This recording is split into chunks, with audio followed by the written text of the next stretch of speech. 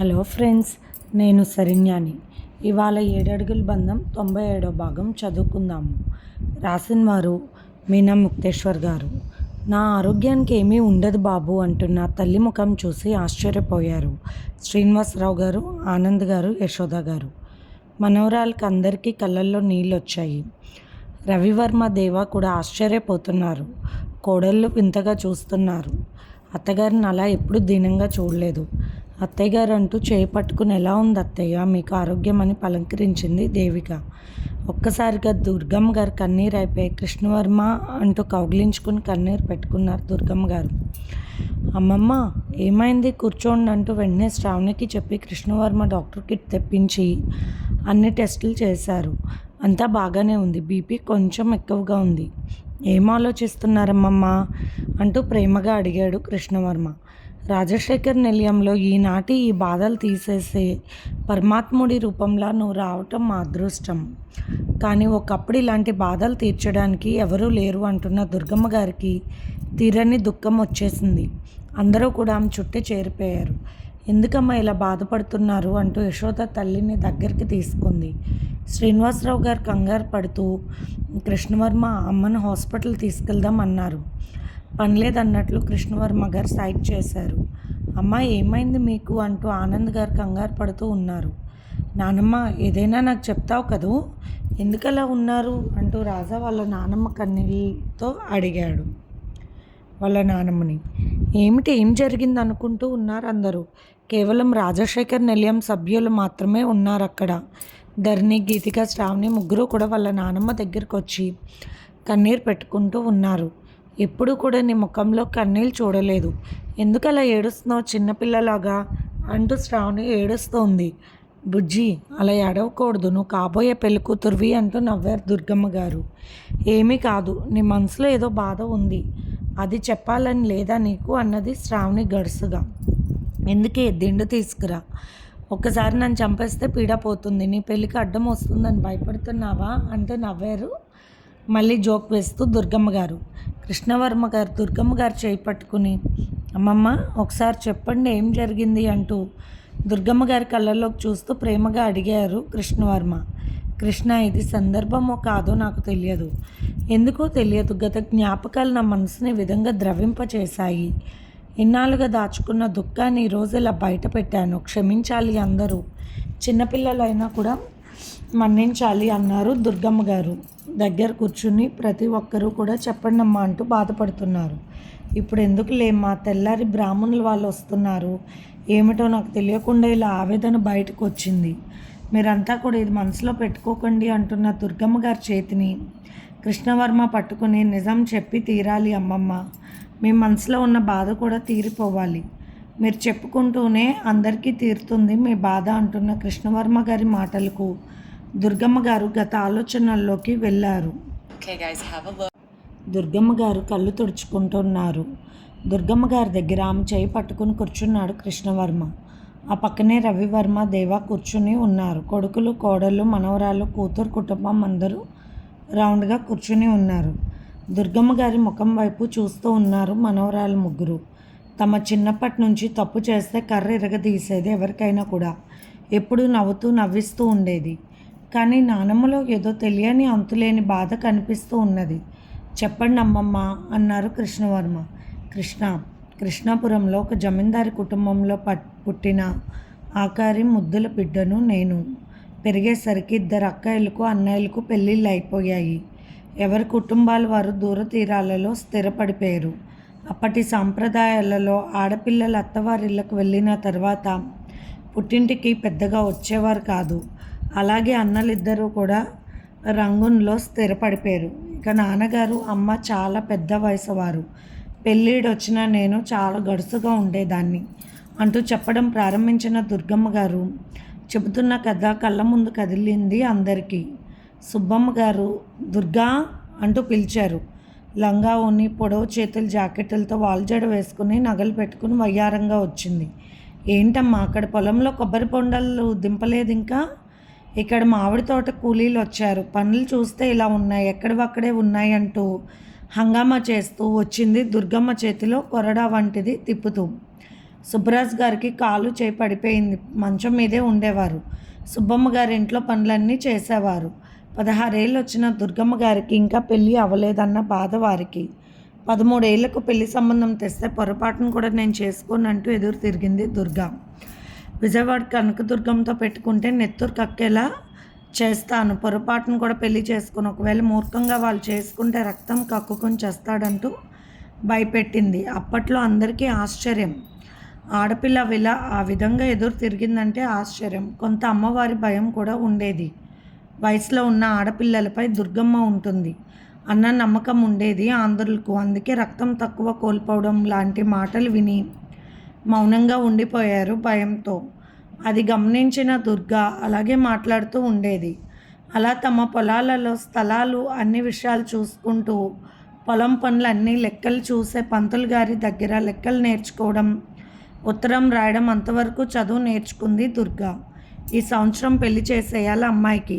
16 ఏళ్ళు అంటే మాటలు కాదు, వయసు ముదిరిపోతుంది అన్నారు సుబ్బమ్మ. ఏమిటి చెప్పు దుర్గా, పెళ్లి చేసుకుంటావా అంటూ నవ్వారు హనుమంతరావు గారు. నాకు నచ్చితేనే చేసుకుంటానని భయం లేకుండా చెప్పింది దుర్గా. దుర్గా జోలికి ఎవరు వచ్చే పనే లేదు. ఎవరైనా తప్పు చేస్తే లెక్కలు మొత్తం తీస్తుంది బయటకు. అటువంటి రోజుల్లోనే ఢిల్లీలో ఉండి చదువుకుని పోలీసుగా ఉద్యోగం సంపాదించిన ధనుంజయ వాళ్ళ సంబంధం గురించి చెప్పి వెళ్ళారు పంతులు గారు. అబ్బాయి మంచివాడు, అందగాడు, పైగా ధైర్యం కలిగినవాడు, పోలీస్గా ఉద్యోగం సంపాదించాడు అని చెప్పారు. ఆ మాటలు వింటున్న దుర్గా ఆలోచిస్తూ ఉన్నది. ఫోటో కూడా అక్కడ పెట్టడంతో చక్కగా తీసుకుని చూసింది. చాలా బాగున్నాడు, నాకు సరిపోతాడు. నేను అతని అంత అందంగా లేకపోయినా నాకే వచ్చే మొగుడు దర్పంగా ఉన్నాడు, బాగుండాలి, చక్కటి మీసాలంటూ అప్పుడే మనసులో అనుకుంది దుర్గా. కానీ దుర్గా వాళ్ళ నాన్నగారు మాట్లాడుతూ, ప్రస్తుతానికి మన దేశం దౌర్భాగ్య పరిస్థితిలో ఉన్నది. తెల్లవాళ్ళ చిక్కుల్లో చిక్కుకుని ఉన్నాము. ఈ సమయంలో పోలీస్ ఉద్యోగులు చేసే వాళ్ళతో పిల్లకు పెళ్లి చేయడం మంచిది కానే కాదు. నాకు ఇష్టం లేదని చెప్పారు సుబ్బరాజు. సుబ్బమ్మ కూడా మాట్లాడుతూ, అయినా కాస్త ఎదురు తిరిగితే చంపేస్తున్నారు, పోలీసులను ఎందుకు వద్దు అన్నారు బాధపడుతూ. అక్కడున్న బంధువర్గం కూడా వద్దు అనుకున్నారు. దుర్గా ఆ అమ్మాయిని నేను పెళ్లి చేసుకుంటాను అన్నది. ఆ మాటలు వింటున్న పెళ్ళిళ్ళ పేరైకు ఆశ్చర్యం కలిగింది. దుర్గా ధైర్యవంతురాలని తెలుసు, కానీ తన పెళ్లి విషయంలో ఒక్క పోలీస్ వాడిని పెళ్లి చేసుకుంటానని అది ఈ రోజుల్లో చెప్పడం చాలా ఆశ్చర్యం కలిగింది ఆయనకు. జరుగుతున్న ఘోరాలు చూస్తుంటే మగవాళ్ళకి నిద్ర రావడం లేదు. అటువంటిది చిన్న వయసు దుర్గా విధంగా నిర్ణయించుకోవడం ఆశ్చర్యమే అనుకున్నారు కొందరు పెద్దలు. అంతకు కొద్ది రోజుల ముందే ఒక పోలీస్ ఎదురు తిరిగాడు అని, అతని భార్యని అదే స్టేషన్లో అక్కడున్న వారందరితో పాటు కూడా పాడు చేయించి చంపించారు తెల్లవాళ్ళు. ఆ విషయం మామూలు విషయం కాదు. అది గుర్తుకు వచ్చినప్పుడల్లా అందరికీ గుండెలు బదులవుతూ ఉంటాయి. అన్నీ తెలిసిన దుర్గా అలా ధైర్యంగా చెప్పడంతో బంధువులు, మిత్రులు అందరూ కూడా ఆశ్చర్యపోయారు. ఆ వార్త ఢిల్లీలో ఉద్యోగ అర్హతలు పొంది బందర్ వస్తున్న ధనంజయ్కు ఉత్తరం ద్వారా చేరవేశారు పేరయ్య. అన్నీ తెలిసిన దుర్గా అలా ధైర్యంగా చెప్పడంతో బంధువులు, మిత్రులు అందరూ కూడా ఆశ్చర్యపోయారు. ఆ వార్త ఢిల్లీలో ఉద్యోగ అర్హతలు పొంది బందరు వస్తున్న ధనుంజయకు ఉత్తరం ద్వారా చేరవేశారు పేరయ్య. దుర్గా అంత ధైర్యం ఉన్న అమ్మాయినా అని ఆశ్చర్యంగా అనుకున్నాడు ధనుంజయ్. ఫోటో చూస్తే పర్వాలేదు, చక్కగా తేజస్సు కలిగిన అమ్మాయి, ఆ కళ్ళల్లో ధైర్యం కనిపిస్తుంది అనుకున్నాడు ధనుంజయ్. మరి వాళ్ళ పెద్దవాళ్ళకి ఇష్టం లేదు అంటున్నారు, నన్ను ఎలా కలవమంటారని ఉద్యోగంలో జాయిన్ అయిన ధనుంజయ పేరయ్యను కలిసి అడిగారు. ఆ విషయం కొంచెం కష్టమే, చెప్పాలంటే చిత్రమే. వారి బంధుమిత్రులు, వారి తల్లిదండ్రులకు భయంగా ఉంది. మీరంటే సదాభిప్రాయం లేక కాదు ధనుంజయ, మన ప్రాణాలు అల్లకోలంగా ఉన్నాయి. తెల్లదొరలు చేస్తున్న దష్టికానికి బలైపోతూ ఉన్నారు. అందుకే ఆ భయాలు. ప్రస్తుత పరిస్థితుల్లో పోలీసుల పరిస్థితి, వారి కుటుంబ సభ్యుల గురించి మనకు అందరికీ తెలిసిందే కదా. ఆ విషయాలు ఉన్నాయి భయాలకు కారణంగా అని చెప్పారు పేరయ్య. అమ్మాయి నాకు నచ్చింది, చెప్పాలంటే అలా ధైర్యం ఉన్న వాళ్ళే నాకు నచ్చుతారు, సింహంలాగా అలాగే బ్రతకాలి అని నవ్వుతూ చెప్పాడు ధనుంజయ్. ఎన్నో భయంకరమైన ఆటుపోట్లు తట్టుకుని ఈనాడు తన ఉద్యోగాన్ని తన నిలబెట్టుకున్న ధైర్యవంతుడు ధనుంజయ్. చెప్పాలంటే ఒక గొప్ప మహా వ్యక్తి. చదువుకున్న చదువు దగ్గర నుండి ఆయన చేసే ప్రతి పనికి ఎన్నో అడ్డంకులు అనుభవించాడు. తెల్లవల దౌర్జన్యాన్ని సహించాడు. తన విషయం కాబట్టి భరించాడు. మన వాళ్ళే వాళ్ళకు సహకరించడం చూసి సిగ్గుపడ్డాడు. ధనుంజయ్ అంటే కొందరి గుండెల్లో దడ అన్న విషయం తెలుసు ఆంధ్ర ప్రాంతానికి. ధనుంజయ్ రాజవంశానికి చెందినవాడే కానీ అతని తండ్రి రెండవ భార్యకు పుట్టడంతో అతనికి వారి వంశంలో చోటు కల్పించలేదు. అతనిని ధనుంజయ్ అమ్మ సీతమ్మ గారి నాన్నగారు రాజయ్య గారు పెంచారు. ఆయన మల్ల యుద్ధంలో అతి పరాక్రమవంతుడు, మహాబలవంతుడు. తాతగారి దగ్గర చిన్నప్పటి నుంచి కూడా అన్ని విద్యలు నేర్చుకున్నాడు. తన తల్లిని తండ్రి ఇష్టపడి పెళ్లి చేసుకుని రాములవారి గుడిలో తాళిబొట్టు కూడా తన ఇంటికి తీసుకువెళ్ళలేకపోయాడన్న బాధ ఆయనకు ఉండేది. అది ఒక చేతకానితనంగా భావించాడు. ముఖ్యంగా మక్కువాడికి చేతకానితనం ఉండకూడదు. ఇష్టపడితే ప్రాణాలను సైతం అర్పించాలన్న భావన, దేశం కోసం ప్రాణాలు అర్పించాలన్న ఆవేదన. ఆడపడుచుల ఆక్రందనలు చూడలేకపోయేవాడు. 12 ఏళ్ల వయసులోనే ధైర్యంగా ఎదుర్కొన్నవాడు ధనుంజయ్. ఊరి పెత్తందారుల దౌర్జన్యానికి ఎదురు నిలబడిపోయేవాడు. యుక్త వయసు వచ్చేసరికి చక్కటి విద్యాబోధన, యుద్ధ నైపుణ్యత, అప్పట్లో కావలసిన యుద్ధ విద్యలన్నీ కూడా అభ్యసించిన వాడు ధనుంజయ్. కృష్ణా జిల్లా బందర్లో ఉద్యోగ బాధ్యతలు స్వీకరించిన ధనుంజయ్ని చూసి ఆయన తాతగారు ఎంతో ఆనందించారు. ధనుంజయ్ తల్లి కూడా అప్పట్లో వచ్చిన సూచికం వ్యాధితో చనిపోయింది. తాతకు మనవడికి తాత ఇద్దరికి ఒకరికొకరు ప్రాణంగా ఉండేవారు. వారిద్దరూ మాట్లాడుకుంటుంటే ఎంతో గొప్పగా అనిపించేది. భారతదేశ చరిత్ర గర్వంగా పలుకుతున్న వారి మాటల్లో మరింత అందాన్ని సంతరించుకుంది. దేశం కోసం ప్రాణాలు అర్పించిన ఎందరో మహావీరుల చరిత్రను రాజయ్య గారు చెప్పేవారు. ప్రతి విషయాన్ని కూడా శ్రద్ధ, భక్తి, ఆసక్తితో, పట్టుదలతో వారిలోని గొప్ప గొప్ప విషయాలను తెలుసుకుంటూ ఉండేవాడు ధనుంజయ్. అలాగే పెరిగి పెద్దయిన ఇప్పటికీ తాతగారి మాటలు భక్తితో వింటాడు. ఉద్యోగ నిర్వర్తనలో తను చేస్తున్న పనులకు ఆనందంగా ఉంటున్న జనాల వైపు చూసి సంతోషపడుతూ ఆ విషయాన్ని తాతగారికి చెప్పి ఆయన కళ్ళల్లో గర్వాన్ని చూసి ఆనందిస్తాడు ధనుంజయ్. మంచి పని తను కోరుకునేది అయ్యేసరికి ఎంతో ఆనందంగా ఉండేవాడు ధనుంజయ్. ఉదయాన్నే రాగి ముద్ద, పిట్టల పులుసు చేసేవాడు. తాతగారితో కలిసి తను కూడా తినేవాడు. అప్పుడప్పుడు సరదాగా సముద్రంలో ఈత కొట్టేవాళ్ళు. తాత మనవల సందడి అనుకునేవారు. అదే ఈ చుట్టుపక్కల ప్రాంతాలకు రక్ష అని గర్వంగా ప్రాంతవాసులు అప్పటి రోజుల్లో సంతోషపడేవారు. ధనుంజయ్ తాతగారితో సముద్ర స్నానాలు చేసి ఇసుక తిన్నెల మీద కూర్చుని దుర్గా అన్న పేరు ఇసుకలో రాస్తూ తాతగారి వైపు చూసి నవ్వాడు ధనుంజయ్. ఏరా ఇసుకలో రాస్తున్నావంటే మనసులో పేరు పడిపోయిందన్న మాటే అంటూ నవ్వేశారు రాజయ్య మీసాలు తిప్పుకుంటూ. కానీ ఆ కుటుంబ సభ్యులకు నేను పోలీస్ అవ్వడం వల్ల ఇష్టం లేదు తాతగారు అని చెబుతున్నా మనవడి మాటలకు ఏం చేస్తాంరా, కాలం తీరే అలా ఉంది. ఆడపిల్లలను శీలంతో బతకనివ్వడం లేదు. ప్రాంతాల వారీగా దాడులు చేసి గందరగోళం సృష్టిస్తున్నారు తెల్లదొరలు. వయసుకొచ్చిన ఆడపిల్లలు మగవాళ్ళలాగా దుస్తులు వేసుకుంటూ వారి స్థితత్వాన్ని దాచుకోలేక అల్లాడిపోతున్నారు. బోడిగుండ్లు కూడా చేయించుకున్నారు భయపడిపోతూ. ఏమి దాపురిచ్చింది? ముచ్చటగా వాలు జడలు వేసుకుని వయ్యారంగా తిరిగే అమ్మాయిలకు జంతువుల పీడ పట్టుకుంది. రక్షణ లేకుండా పోయింది. ఆ మధ్యన ఒక పల్లెటూరులో ఒక అమ్మాయి కావాలంటే అమ్మాయిని అప్పుడే మనవాడిన పెళ్ళికొడుకు ఎదురు తిరిగిన వాడి అంగాన్ని కోసి అందరికీ భయం అంటే ఏమిటో చూపించారు అని చెబుతున్న రాజయ్య మాటలకు ధనుంజయ్ గుండెల్లో ఆవేశం పొంగిపోయింది. ధనుంజయ్ చాలా ఆశ్చర్యంగా వింటున్నాడు. ఏమిటి తాతయ్య ఇదంతా అన్నాడు బాధగా. ఏముందిరా, భారతీయులు శీలం కోసం ప్రాణాలు పోగొట్టుకుంటారు. అసలు ఆ శీలం అంటే ఏమిటో తెలియని వాళ్ళ దగ్గర లేని సంపదలను దోచుకోవాలన్నది వాళ్ళ మూర్ఖత్వం. ఈర్ష్య, అసూయ, ద్వేషంతో మన వారి ప్రతిభను వారు ఓర్చుకోలేరు. అందుకే ధైర్యం కలిగిన మన వారిని పనివాళ్ళుగా నియమించుకొని వారి అక్కసు తీర్చుకుంటున్నారు. మన వాళ్ళు కొందరు విదేశీయుల మత్తు పదార్థాలకు అలవాటు పడిపోయి తమ ఇళ్లల్లో ఆడవాళ్ళని కూడా తీసుకువెళ్ళి అప్పగించిన దౌర్భాగ్యులు తయారవుతున్నారు. పరమ పవిత్రంగా భావించే స్త్రీ పురుషుల కలయిక. పెళ్లి తర్వాత శాస్త్రపరంగా మంచి కాలం నిర్ణయించుకునే ప్రతిభ కూడా ఉన్నది భారతీయులకు. లగ్నాలు పెట్టుకుని అదే ఒక భాగవతర్యంగా భావించే వాళ్ళు మనవాళ్ళు. విచ్చలవిడి శృంగారంతో విశృంఖలంగా జంతు విధానంగా జీవించే హీన చరిత్ర కలిగిన వారు తెల్లదొరలు. మద్యం సేవిస్తూ ఆడవాళ్ళ గుడ్డలు లేకుండా చిందలు వేస్తుంటే గుడ్లు అప్పగించి కొన్ని పిచ్చి వాళ్ళలా చూస్తూ పైశాచికంగా వారిని సిగరెట్లతో కాలుస్తూ ఆనందపడే క్రూరత్వపు అలవాట్లు, అదే పెద్ద దరిద్రపు నాగరికత అన్న భావన వారి రక్తంలో ఇమిడిపోయింది.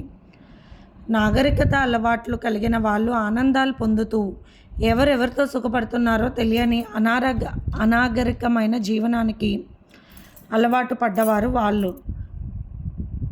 మన వాళ్ళు ఇచ్చే కాసులకు, మత్తు పదార్థాలకు, తెల్ల తోలు బొమ్మలతో సౌఖ్యాలకు మిగిలిన అన్ని రకాల గుణాలకు అలవాటు పడ్డారు.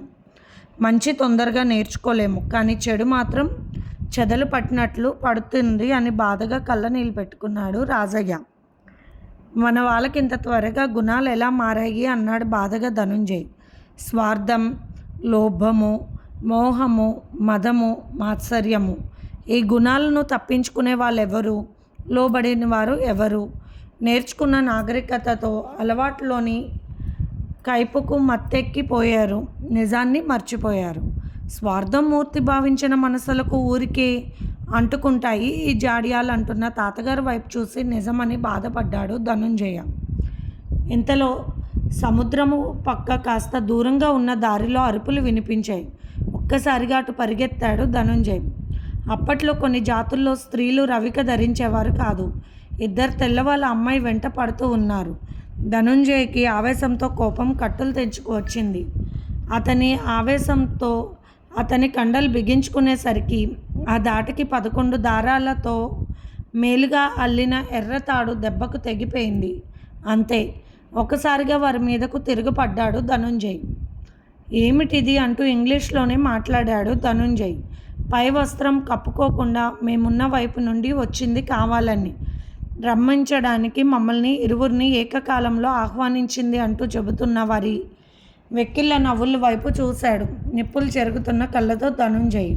ఆ అమ్మాయి భయంతో ఏడుస్తూ లేదన్నా, ఆడవాళ్ళు తిరిగే ప్రదేశంలో అక్కడ కూర్చుని ఉన్నారు. మంచినీళ్ళు బావి దగ్గరికి వెళ్ళాలని ఎదురు చూసి బిడ్డల ఆకలిని ఏడుస్తుంటే వంట చేయాలన్న బాధతో తప్పించుకుని వచ్చాను. ఆయన చూశారు, వెంట పడ్డారు అంటూ ఏడుస్తూ చెప్పింది ఆ అమ్మాయి. ధనుంజయ్ ఛాతీ కోపంతో వెడల్పోయింది. ఇక్కడి సాంప్రదాయంలో కొందరు స్త్రీలు పై వస్త్రాన్ని ధరించరు. వివాహం అయిన తర్వాత వారికి కొన్ని సాంప్రదాయాలు ఉంటాయని చెప్పాడు గంభీరంగా ధనుంజయ్. సాంప్రదాయాలతో మాకు పని లేదు. కంటికి కనిపించిన దృశ్యం మమ్మల్ని ఎప్పుడైతే రెచ్చగొట్టిందో అంటే మాకు కావాల్సిందే మా ఆవేశాన్ని చల్లార్చుకోవాలి అంటూ అతి అసహ్యకరమైన మాటలతో ఇంగ్లీష్లో మాట్లాడుతున్న వారిద్దరి దవడలు 2 చేతులతో ఒకేసారి పగలగొట్టాడు ధనుంజయ్. బెత్తరపై చూశారు తెల్లవాళ్ళు. పిడిగుద్దులు గుద్దాడు. దొంగతనంగా వ్యాపారం నిమిత్తంగా మా దేశంలో చొరబడి మీరు మా దేశ సంస్కృతులు మాకు ఉంటాయి, వాటిని మేము గౌరవిస్తాము.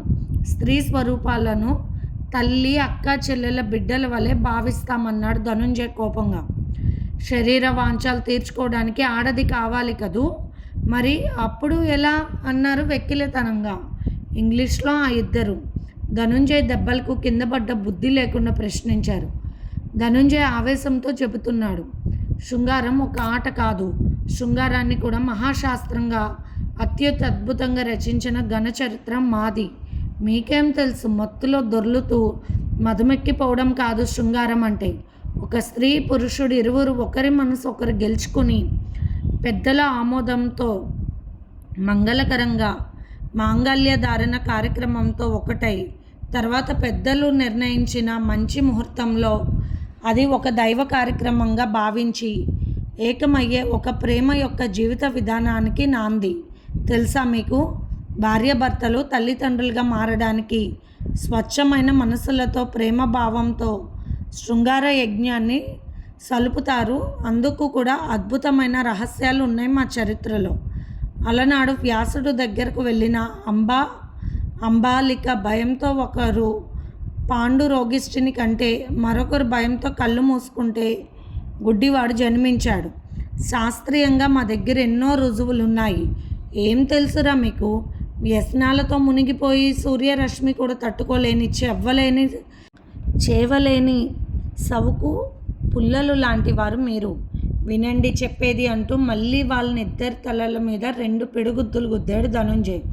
ఒక గొప్ప మహామాన్వితమైన మహర్షితో కలుస్తున్నానన్న భావంతో కలిసిన ఒక స్త్రీమూర్తికి విదురుడు లాంటి ఒక గొప్ప మహామహిమాన్వితమైన వ్యక్తి జన్మించాడు. శృంగారం పైత్యం ఎక్కిన పశువుల ఆట కాదురా, మహత్తరమైన ఇరువురి మనసులు కలుపుకుని ప్రేమతో స్వచ్ఛమైన మనసుతో నలిపిన శృంగార యజ్ఞానికి మరొక జీవిని దైవ కార్యంగా భావించి భూమి మీదకు తీసుకువచ్చే ఆ గౌరీ శంకరుల బాధ్యతను, పవిత్ర కార్యక్రమమును భార్యాభర్తలుగా స్వీకరించి సృష్టి ధర్మాన్ని నడిపిస్తున్న గొప్ప ఘన చరిత్ర కలిగిన భారత భూమి ఇది. అంతేకాని పశువుల వల్లే దొర్లుతూ పుట్టిన శిశువులను ఎక్కడో అక్కడ పాడేసి ఎవరి సుఖాన్ని వారు చూసుకునే దిక్కుమాలిన సాంప్రదాయం కలిగిన దేశం ఇది కాదు. స్త్రీని గౌరవించడం మా దేశ సంస్కృతంలో ఒక గొప్ప అద్భుతమైన భావం. స్త్రీమూర్తిని దేవతగా కొలిచే బంగారు భారత భూమిలో తెల్ల కాకులలా స్వార్థపూరితమైన వలసగా ఎగిరి వచ్చి కనపడిన ప్రతి విషయంపై కక్కుర్తిపడి దర్పంతో ఒత్తి పలకలేని ఇంగ్లీష్ ముక్కలను 4 వాగుతూ ఉండడం కాదు మా చరిత్ర అంటూ కోపంగా చెబుతున్నాడు ధనుంజయ్. వేరొకరి వివాహానికి బంధువులతో కలిసి వచ్చిన దుర్గా తన బంధువులతో బండిలో వెళ్తూ అక్కడ ఆపమని చెప్పి అతనే పెళ్ళికొడుకు, ఆ ఫోటో నేను చూశానని గ్రహించి జరుగుతున్న విషయాన్ని చెబుతున్న మాటలు వింటూ ఆశ్చర్యంతో ఆనందపడిపోయింది. ధనుంజయ్ ఆ క్షణంలోనే మనసులో నిలుపుకుంది. తన ప్రతిదేవుగా భావించుకుంది దుర్గా. పెళ్ళంటూ చేసుకుంటే ధనుంజయనే చేసుకోవాలని నిర్ణయించుకుంది. పెళ్ళి ఎంతటి చక్కటి అర్థం, స్త్రీ పురుషుల కలయికకు ఎంతటి దివ్యమైన భావాలు చెప్పారు. దేశం పట్ల నాకున్న ప్రేమ అతనికి 10 ఉంది అనుకున్నది దుర్గమ్మ. పెళ్లి బండ్లి కదిలి వెళ్ళిపోయింది. తల మీద ముసుగులు వేసుకుని ప్రయాణిస్తున్న అమ్మాయిలు, వారిలో దుర్గా. ఒక్కసారిగా తల మీద ముసుగు తీసుకుని కళ్ళతో చూసింది దుర్గా. అప్పుడే వారిని మట్టి కరిపించి వెనక్కి తిరిగిన ధనుంజయ్ ఆ కళ్ళను గమనించాడు. ఆ కళ్ళు నేను చూసిన కళ్ళు, ఆమె చేతి గాజులను గమనించాడు. మనసులో ఏదో అందమైన భావాలు. అలా తన వైపు చూసిన కళ్ళల్లో ఏదో ప్రేమ భావాలు. ఆ ప్రేమలో అనంతమైన ధైర్యం కనిపించింది. అవును, తనకు పంపించిన ఫోటో దుర్గా అనుకున్నాడు ధనుంజయ్. ఇద్దరినీ కూడా తన పిడికిలి గుద్దులతోనే మట్టి కరిపించిన మనవడి ధైర్యాన్ని దూరం నుండి చూస్తున్న రాజయ్య మురిసిపోయాడు. మొగ పుట్టుక అంటే అదేరా, ఒక్కసారిగా 100 మంది చుట్టు పెట్టినా సరే మట్టుబెట్టడం కోసం పట్టుబట్టి సాధ్యమైనంత వరకు ముష్కరులను మట్టి కరిపించి తాను మట్టి కలిసిపోయినా కూడా వీరుడే అని గొప్పగా పలికిన రాజయ్య మాటలకు నవ్వేశాడు, చప్పట్లు కొట్టాడు ధనుంజయ్. ఇది ఫ్రెండ్స్ వాళ్ళకి ఎపిసోడ్. రేపు ఇంకొక ఎపిసోడ్తో మేము ముందుకు వస్తాను. మీకు కనుక స్టోరీ నచ్చినట్లయితే లైక్ చేసి షేర్ చేసుకుని సబ్స్క్రైబ్ చేసుకోండి. ఉంటాను.